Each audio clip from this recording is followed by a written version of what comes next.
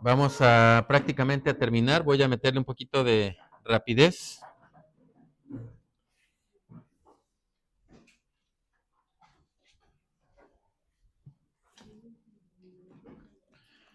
Estamos viendo las 5 solas de la Reforma Protestante. Ya vimos la fecha en la que esto inició y ni siquiera Martín Lutero se imaginaba que esta sería una reforma que traería grandes cambios dentro de lo que sería la Iglesia Católica, en este caso, la Iglesia Romana.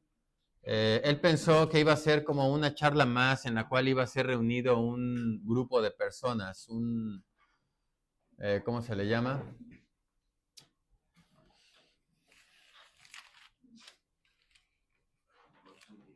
Concilio. Porque cuando Lutero clava las 95 tesis en la Catedral de Wittenberg, en Alemania, era como ahorita usar eh, como usar el Internet. Porque así es como se convocaban los concilios para tocar temas que tuvieran que ver en este caso con la religión. Así que pues, él no se imaginaba que iba a ser tan grande el alboroto. De hecho, probablemente hubiera pensado él que iban a darle incluso la razón o que iban a decirle, estamos de acuerdo en lo que estás diciendo y qué bueno que lo estás haciendo. Pues claro que no. Él indignado por, en este caso, la venta de indulgencias del Papa León X, escudriña lo que es la palabra de Dios y las va a llevar ante el concilio para llegar a acuerdos, que en realidad él quedó indignado porque el anhelo de todo monje, por llamarle así, era visitar Roma. Roma era la sede, era lo grande, era lo uff. Y sigue siendo para la religión. Para cuando él llega a Roma, se da cuenta de los engaños que había. Se daba cuenta de la rapiña que había dentro de la religión en ese entonces, o dentro de la iglesia en ese entonces. Y es cuando él va a la escritura para llegar a conclusiones y debatirlas con los concilios. No se imaginaba que se iba a llegar a tener tan grande o una trascendencia tan enorme. Así que eso es importante para nosotros aún el día de hoy, hermanos. Conocer lo que es la palabra de Dios para llegar a acuerdos y enseñar lo que es la palabra de Dios. ¿Qué es una indulgencia? ¿Qué son las indulgencias? La liberación de los castigos que merecen nuestros pecados. Eso llevaría a las personas a creer que un niño, aunque recibiera por lo menos el primer sacramento, que es el del bautismo, pues eso no iba a ser suficiente ya que el niño iba a seguir pecando, así que el niño iba a necesitar de algo más que uno de los sacramentos. Iba a necesitar todo el tiempo sacramentos que le permitieran la entrada al reino de los cielos en este caso. Esto, por supuesto, según la Iglesia Católica. Según la Iglesia Católica, además del Señor Jesucristo, María y otros santos, fueron tan buenos que les sobraban buenas obras como para compartirlas con otras personas. Podían transferir a otros con la administración del Papa esas buenas obras para que las personas pudieran salvarse. El Papa Francisco en el año 2013 en Brasil dijo que las indulgencias plenarias iba a haber en ese entonces y al que no pudiera ir al evento podía hacerlo por Twitter y podía adquirir la indulgencia a través de Twitter, aunque no las venden hoy en día como tal, ya no hacen un negocio, pero la doctrina sigue estando ahí. Hay que recordar, hermanos, que el Papa León X, con dos objetivos principales, la guerra contra los turcos y la edificación de la Basílica de San Pedro, pues demandaban dinero. Así que lo que va a hacer este papa, hay un video de Dross Rotzang donde menciona los 7 peores papas de la historia y ahí menciona a León X. Un papa ambicioso, un papa avaro. Y sabemos, hermanos, nosotros que lo que son las guerras, en este caso él, con la guerra con los turcos, se necesita dinero para financiar. Como China en algún momento, pues financió su guerra por medio de la venta de opio, entre otras cosas que ellos hacen para financiar sin importarle la vida de los demás. León X, vuelvo a repetir, con su guerra contra los turcos y para edificar la Basílica de San Pedro, pues se le ocurre la idea espléndida de vender el perdón de los pecados a la gente por medio de la venta de las indulgencias. Para eso se va a valer de un personaje Primeramente, el que tenemos ahí en la imagen, si me apagan esta luz, tenemos ahí a León X. Un hombre distinguido por su avaricia, clasificado como uno de los 7 peores papas de la historia dentro de la Iglesia del Vaticano. Llevado por su avaricia, pues bueno, es una de las cosas por las cuales estamos estudiando esto y que fue una de las motivaciones que Lutero lo lleva a hacer 95 tesis y a afirmar las 5 solas fundadas en lo que era la palabra de Dios. Para esto, León X, necesita un convencimiento para el pueblo. Necesita convencer al pueblo de que necesita la indulgencia para el perdón de sus pecados y para eso se va a valer de otro personaje que conocemos en la historia como Juan Tetzel. Juan Tetzel es distinguido por su forma de hablar y por su forma de convencer a la gente. Juan Tetzel es un dominico.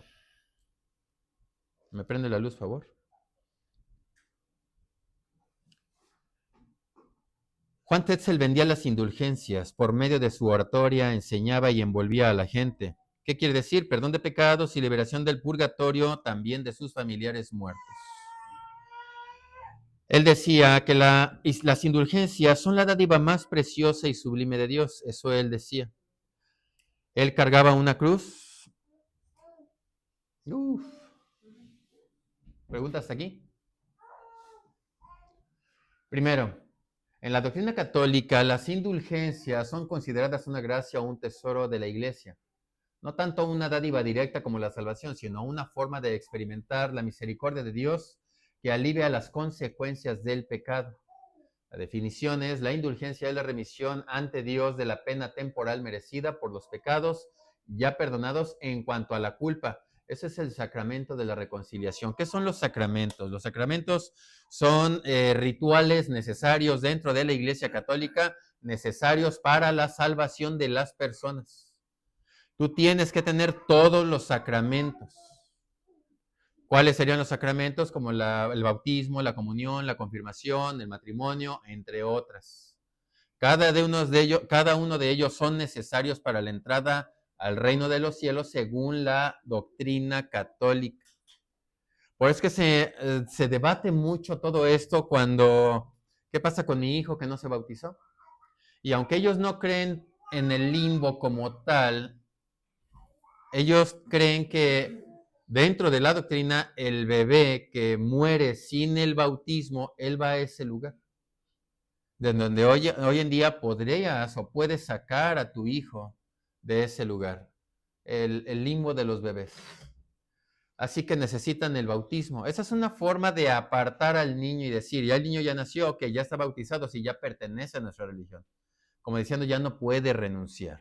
Pero eso es una forma de envolver a la gente y hacerle creer que si no está bautizado, se va a ir al limbo de los niños. Un tipo de infierno que Dante Alighieri podría considerar dentro de su Divina Comedia, dentro de su obra de Divina Comedia, como un tipo de infierno para esos bebés. Aunque Dante Alighieri no está muy equivocado en su obra, sí tiene muchos errores, pero son muy aproximados y muy acertados, con un fundamento bíblico hasta cierto punto.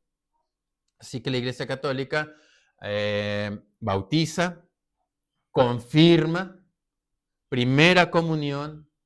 ¿Qué sigue de ahí? No, eso ya es cuando... Sí, no. Hay otros como el matrimonio, entre otras. Ya tienes todos los sacramentos, cuentas con todos los sacramentos, ya puedes entrar al cielo. Sin embargo, esto es contradictorio. Pero bueno, significado, no es perdón de los pecados, sino el borrado de las manchas hoy en la actualidad, porque esto no era así. Juan Tetzel decía que era el perdón de los pecados hechos y los que se podían hacer. Ahorita vamos a ver hasta dónde llegó este tipo. Significado, ahora, hoy en la actualidad, no es el perdón de los pecados, sino el borrado de las manchas o la deuda temporal que queda después de la confesión. Lo que a menudo se purifica en el purgatorio. Las manchas. Tus pecados están perdonados, pero hay consecuencias. Vas a purgarlas, esas manchas, en el purgatorio. Su origen se basa en los méritos de Jesucristo, la Virgen María y los santos. que la iglesia, ¿qué? Distribuye. O sea, el Papa es el que administra eso. Estos hombres, por ejemplo, los que mencionamos aquí, hicieron tantas buenas obras que les sobraban buenas obras para repartirlas entre la gente, bajo la administración del Papa. Tipos, pueden ser plenarias, las indulgencias, claro, de lo que estamos hablando, liberan totalmente de la pena temporal o parciales, liberan en parte.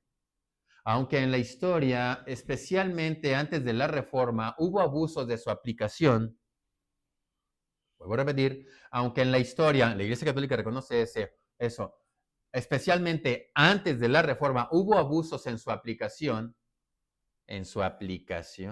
abusos en su aplicación, no en la forma en la que lo obtenía el pueblo, que era por dinero, en la forma de aplicarla. La enseñanza actual destaca que son una invitación a una vida de conversión. Ahora es una invitación a que te portes bien. Caridad y oración no se pueden comprar y requieren una disposición interior, incluyendo la confesión, comulgar y rezar por las intenciones del Papa. O sea, sigue siendo lo mismo, solo sin dinero. Vuelvo a repetir esto último. Y requieren una disposición interior de la persona, incluyendo la confesión, o sea, no puedes dejar de confesarte, comulgar, no puedes dejar de hacerlo, rezar por las intenciones del Papa. O sea, sigue siendo lo mismo, solamente está un poco maquillado para aceptación del público. Juan Tetzel decía, porque él cargaba una cruz, esta cruz tiene tanta eficacia como la misma, está pegado, la misma cruz de Jesucristo. Era una forma en la que él envolvía a la gente y a la gente le hacía creer, y más a la gente que era en ese entonces tipo aldeana. Todo esto tuvo su tiempo en lo que era la Edad Media. Hubo muchas, ¿cómo se dice? Barbaries, muchos abusos de parte de la Iglesia Católica. Así que todo esto pegaba y asustaban a la gente con la excomulgación. ¿Qué es la excomulgación? Cuando excomulgan a alguien. ¿Sabías que estás excomulgado? ¿O no sabías eso? ¿Qué es la excomulgación? Una expulsión. Sí, pero ¿cómo es? ¿Te sacan ahí a patadas o qué? ¿Cómo es?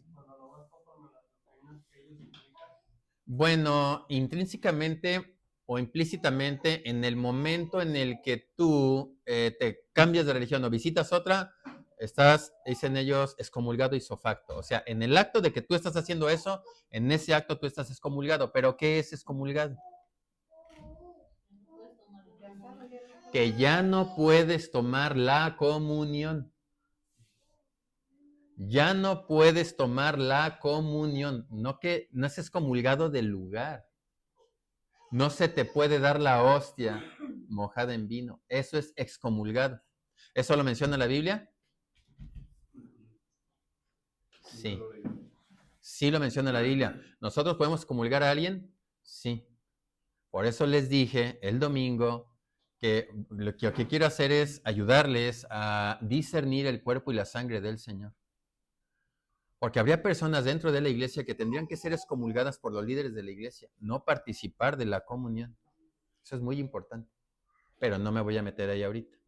La excomunión es, ya no participas de la comunión del cuerpo y la sangre del Señor. ¿Nosotros hacemos Eucaristía? Sí, nosotros celebramos la Eucaristía. ¿Qué es Eucaristía? ¿O no lo celebramos? La palabra Eucaristía significa acción de gracias, eso es todo. Y la Eucaristía que celebra el Señor Jesucristo es cuando Él da gracias a Dios por el partimiento del pan y la copa. Pero eso ya es otra cosa, que yo la verdad no sé si sería necesario enseñárselas. Sería más adelante.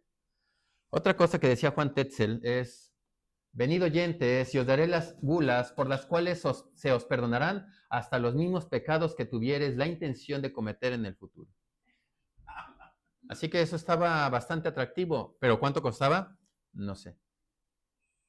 Venid oyentes, una gula, no sé, busqué la definición, pero al final de cuentas creo que es, ¿mande? ¿Sí? ¿Algo excesivo? ¿Sí? Algo abundante, algo abundante. Venid oyentes y os daré las abundancias por las cuales se os perdonará hasta los mismos pecados que tuvieron la intención de cometer en el futuro. Y gula yo lo entiendo así como que parte de lo mismo de lo que es la... ¿Qué estamos estudiando? Las indulgencias. Las indulgencias. Así que todo esto era muy convincente. No hay pecados, por grandes que sean, que las indulgencias no puedan perdonar, ni aún el arrepentimiento es necesario. Claro que eso es muy atractivo, y sería muy atractivo incluso a la iglesia en el día de hoy. Si un predicador se parara y dijera, bueno, el tema que ahora vamos a comenzar a ver es cómo pecar sin perder la comunión. O quieren el de santidad, ¿cuál quieren? No, pues el de cómo pecar sin perder la comunión. Claro que optarían por ese.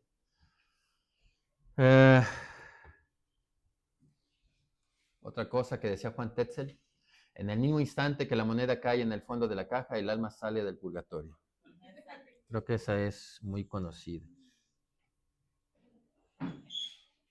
¿Y había que incluir esas tonterías?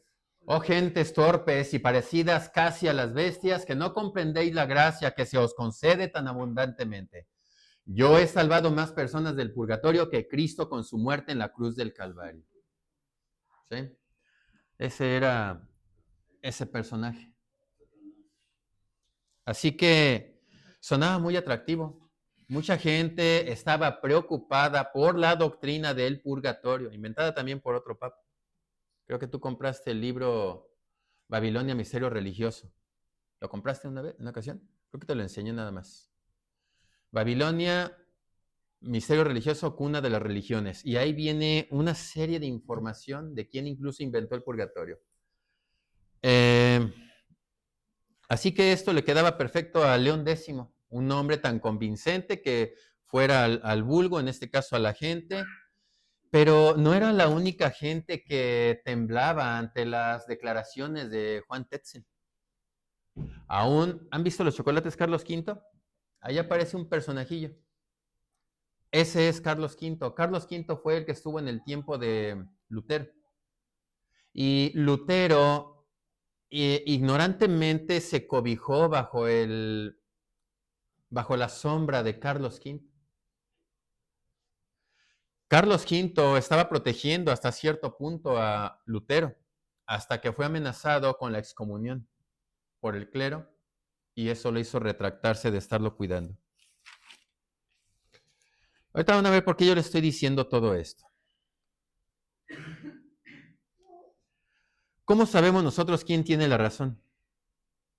La Iglesia Católica dice la Biblia más tradición, más concilios, más autoridad del Papa.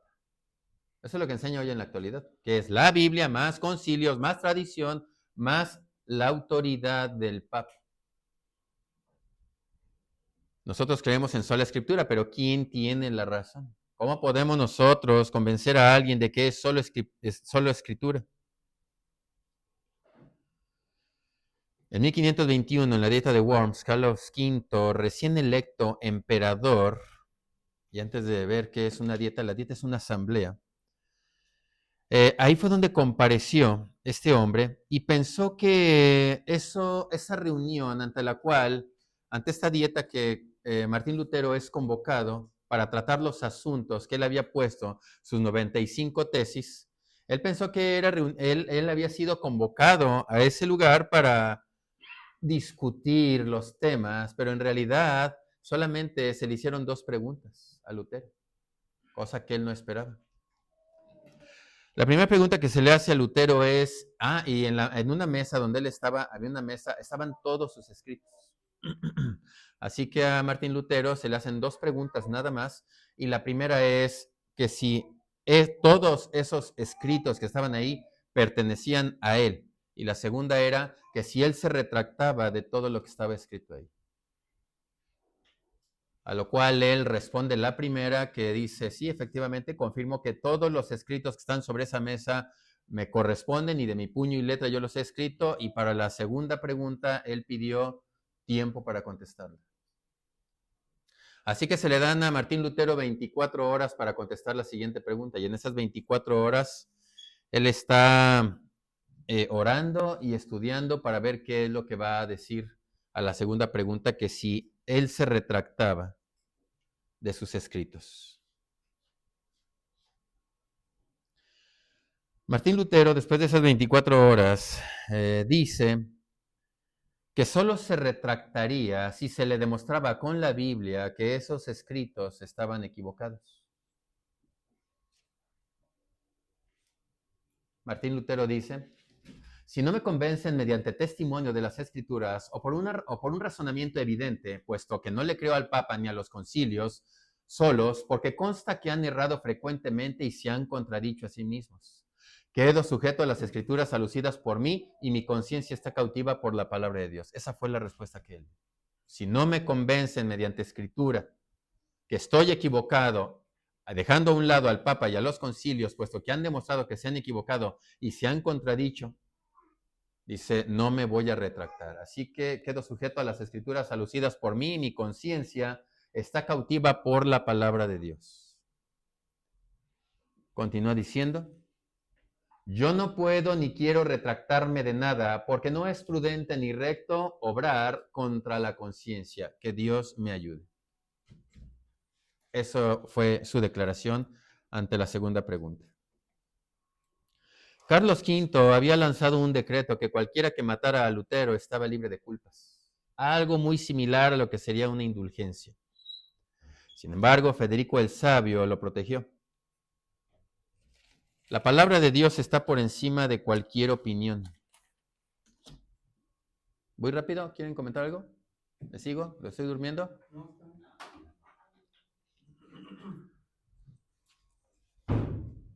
Don Carlos, le sigue, vas bien.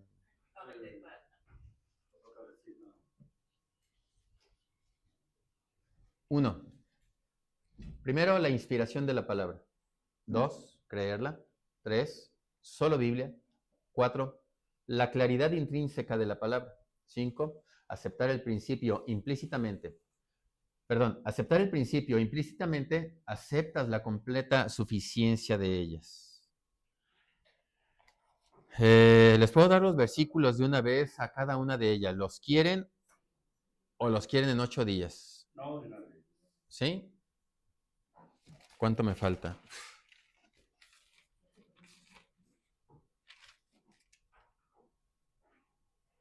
Ok, voy a meterle... ¿Qué es qué? Sí. Que la palabra de Dios es inspirada por Él. Inspirada por Él. Y la palabra misma hace una declaración. Ahora, hermanos. ¿Mandé? No precisamente, porque esto es sola escritura. A ver, repite, ¿qué? ¿Es qué? No, porque aquí no hay solo gracia, solo fe, solo Cristo, solideo, gloria, no está aquí. Estamos viendo la suficiencia de las escrituras, sola escritura. Esto es lo que habla de sola escritura. Su inspiración, el creerla, solo la Biblia, la claridad intrínseca de ella misma, y al momento de aceptar el principio de sola escritura, intrínsecamente estás aceptando su completa suficiencia. Ahora, ¿qué quiere decir eso? Hay 3 cosas que nosotros podríamos estudiar acerca de la palabra de Dios. 1, sola escritura. 2, la suficiencia de la escritura. Y 3, la inerrancia de las escrituras. La inerrancia de las escrituras. Sola escritura, su infalibilidad y su inerrancia. Sola escritura, su inefabilidad y su inerrancia. Que es solo ella, infalible y que no tiene error.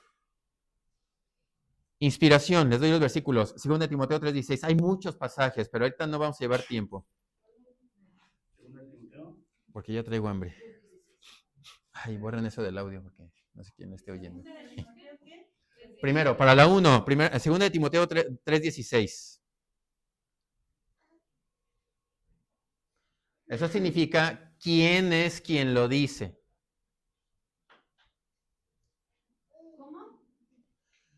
Inspiración, 2 Timoteo 3:16. ¿Qué quiere decir? Dios es quien lo dice. Mateo 5:18. Mateo 5:18. Sí.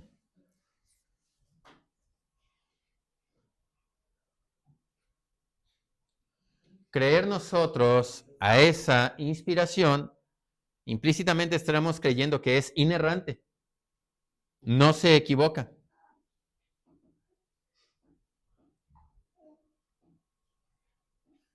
Infalible. ejecutará todo. Eso es en creer, ¿verdad? Sí, en creer es que implícitamente o automáticamente, al momento de nosotros creer en la inspiración, estamos creyendo que la Biblia es inerrante, no se equivoca.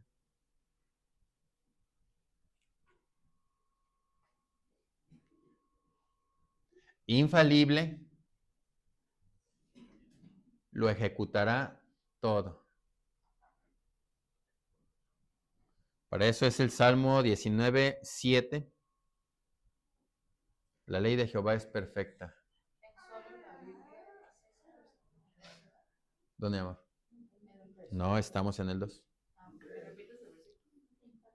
Salmo 19:7. La ley de Jehová es perfecta que transforma o convierte el alma. El testimonio de Jehová es fiel que hace sabio a sencillo.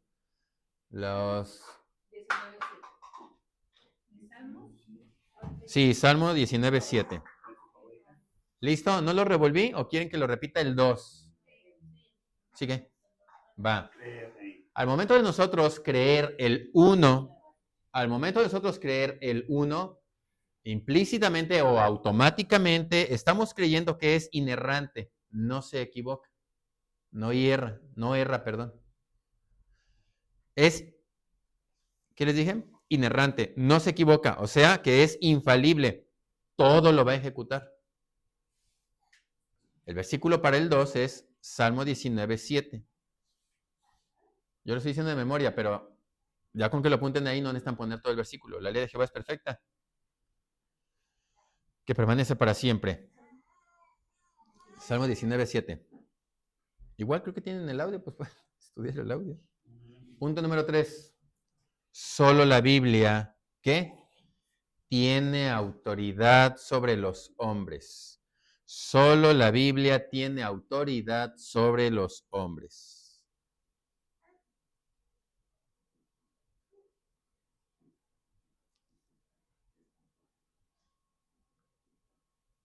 Gálatas 1:6-9.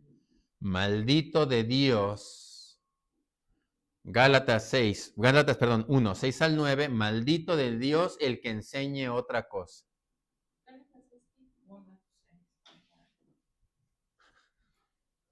Gálatas 1:6-9.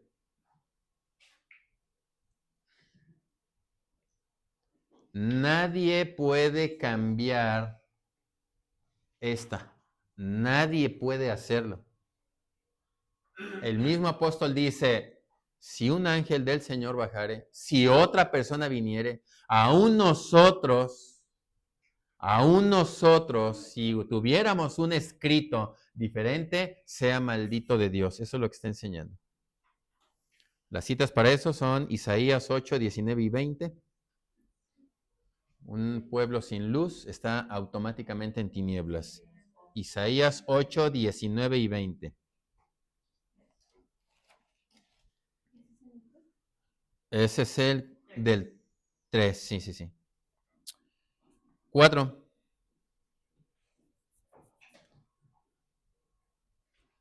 ¿Qué significa el 4?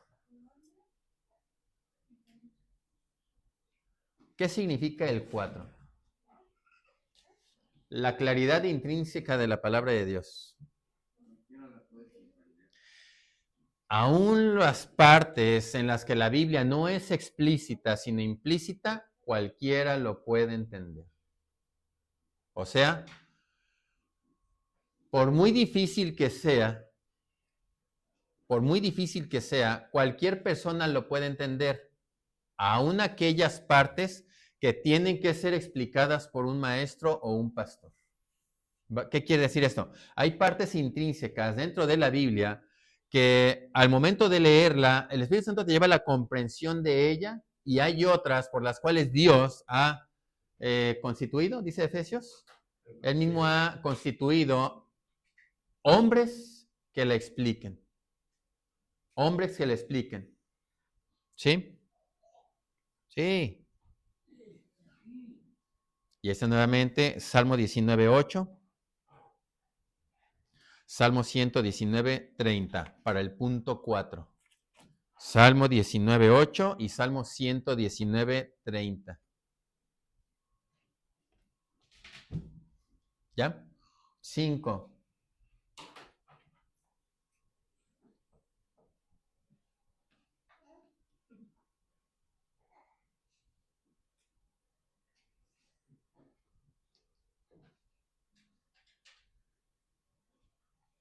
¿Qué quiere decir el punto número 5?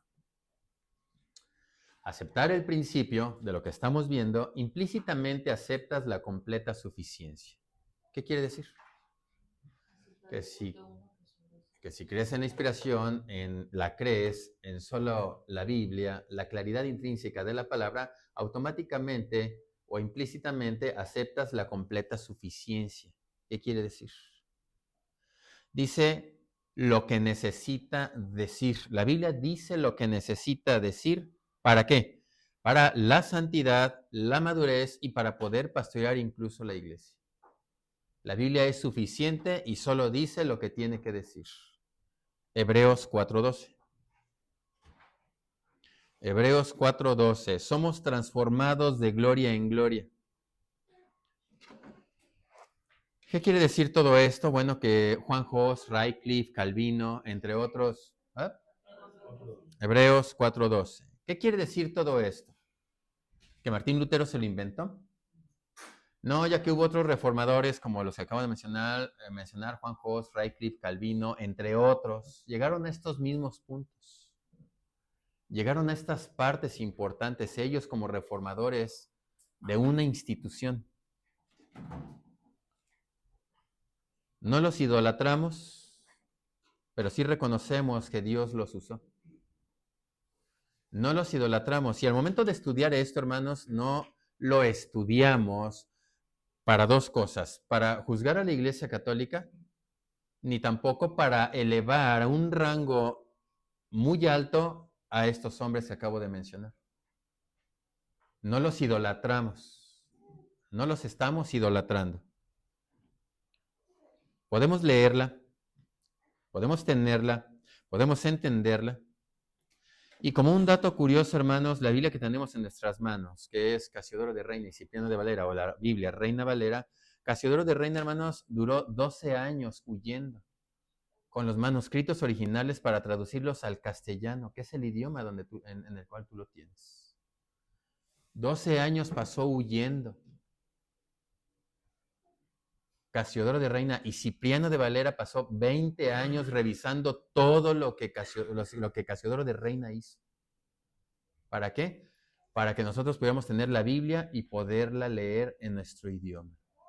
Ahora se nos hace algo común, pero en la Edad Media no era común tener una Biblia. Eras penado con la muerte, tú y tu familia. ¿Por qué? Porque ellos querían tener todo el control. Sola escritura significa que todo tiene que regresar a su origen. Siempre regresando al origen. Si la iglesia es la casa de Dios y Dios dice que se hace, así se tiene que hacer dentro de la iglesia. Dentro de la iglesia católica, si se han fijado, ¿qué es lo que está entrando? ¿Qué tienes ahí en el centro? No me refiero a la imagen, sino a esto. ¿Qué es lo que tienes ahí? Tienes un altar. ¿Y a un lado qué hay? O donde está el altar, allá abajo qué hay, o a un lado. ¿Biombo? El biombo es el que le pega. Púlpito. El púlpito. Dentro de la iglesia católica, el púlpito no está en el centro, está un altar donde ellos sacrifican todo el tiempo diciendo que la Biblia para ellos no es la máxima autoridad. Es el sacrificio y el acuerdo entre sus clérigos, entre el Papa, y sí, añaden Biblia, pero el púlpito está a un lado. El púlpito dentro de la Iglesia Católica está a un lado. ¿Por qué? Porque para ellos la suficiencia de las Escrituras no es así. Por eso en todas las iglesias cristianas no encuentras un altar, encuentras un púlpito, dándole a entender a la gente que entra a las iglesias cristianas que la autoridad dentro de la iglesia es la palabra de Dios. Esa es la razón por la que la Iglesia Católica no tiene un púlpito ahí, hermanos. Esa es la razón, por si no lo sabías. Porque ellos no creen en la suficiencia de las Escrituras. Así que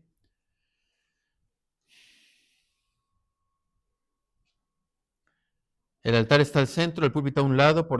Dirán algunas homilías y algunas hasta las dirán en latín, porque para ellos no es solo escritura. Todo está basado en los sacramentos. No solo, hermanos, los pastores o maestros forman lo que es la iglesia dentro de las iglesias cristianas. La iglesia no está conformada por solo pastores. Tan responsable eres tú que estás ahí sentado como yo al estar aquí parado. Tú eres responsable. Si tú estás pensando, hermano, que Dios no te va a traer a cuentas a ti solo porque no estás aquí, estás muy equivocado. Porque yo podría enseñar sola escritura desde aquí, pero sola escritura también te aplica a ti. ¿Sí hay un ruido afuera? También te aplica a ti. Los requisitos para los obispos y los pastores en Timoteo y en Tito también aplican para ti, hermano. También aplican para ti. Si tú crees, vuelvo a repetir, que porque estás ahí sentado, Dios no te va a llamar a cuentas ante su palabra, o que una parte de la palabra, este es para los que predicaban, este es para los que estaban acá, esto es para los... No es así. También eres responsable de la sola escritura, de la suficiencia de la palabra de Dios. Y debemos nosotros, hermanos, dar gracias por esos hombres que derramaron sangre para que la Biblia fuera escrita en nuestro idioma. Esos hombres derramaron sangre para que tú tengas la Biblia que no pelas, hermano, que no estudies. A muchos de ustedes les sobra mucho tiempo para estudiar la palabra de Dios, hermano. A muchos de ustedes, o a varios. Entonces, todos somos responsables delante de Dios, aún las señoritas son responsables delante de Dios, y los niños, cuando crezcan y tengan la capacidad de leer, serán responsables de la sola escritura. Y no ser un grupo de neófitos, de ignorantes de palabra de Dios, de no saber demostrar y comprobar con la palabra de Dios, en este caso la sola escritura. Como llama la palabra de Dios y como llama el apóstol, dice, son niños. Pero no los describe como algo bonito, como los que tienes ahí en las manos. Dice, ustedes son niños, son neófitos. Entonces, hermanos, tenemos que prepararnos para Santa Cena. Tenemos que prepararnos para Santa Cena. Hay cosas que algunos de ustedes me han pedido que haga aquí en la iglesia. Pero si tu testimonio no es el correcto, hermano, yo no voy a someter a la iglesia a una persona como tú. Eso grábatelo en tu mente. Si tu testimonio no es correcto, así me pidas cosas que haga dentro de la iglesia y así me las demuestres que son bíblicas, la iglesia no va a ser sometida a una persona como tú. Sí, no estoy regañando, te estoy trayendo a la reflexión de que no estamos jugando al club, que también es tu responsabilidad, que si yo me equivoco en la enseñanza de sola escritura, de solo la palabra, eres tan responsable como yo si te quedas callado y no me dices nada. Igual de responsable, igual de responsable. Pero no se te olvide hacerlo con amor, hermano. Yo no soy sentido, pero no se te olvide hacerlo con amor, porque eso también es un mandamiento de la palabra de Dios. Es tu responsabilidad corregir a los que están enseñando. ¿Por qué? Porque somos un cuerpo en el cual si yo cometo algo, tú también sales dañado. ¿Sí me estoy explicando con eso? Tú también sales dañado. Es tu responsabilidad cuidar a los maestros. Por muy bonito que aparenten y muy bonito que enseñemos los que nos paramos aquí, si tú no tomas sola escritura y te pones a estudiarla, hay muchos maestros muy buenos en internet de los cuales puedes escuchar y echar mano con responsabilidad. No comiéndote todo porque es John MacArthur o porque es Sugel o porque es... En la semana me mandaron un mensaje de Dante Gebel. Hazme el favor. Hazme el favor. Y me lo mandaron serio, ¿eh? Me lo mandaron serio. A Dante Gebel lo traigo a pan y agua en redes. A pan y agua. Y me contestaron un mensaje hoy. Es tu responsabilidad no ser un neófito, un ignorante, que te dé más pena, hermano, cuando te pregunte algo y no sepas contestar.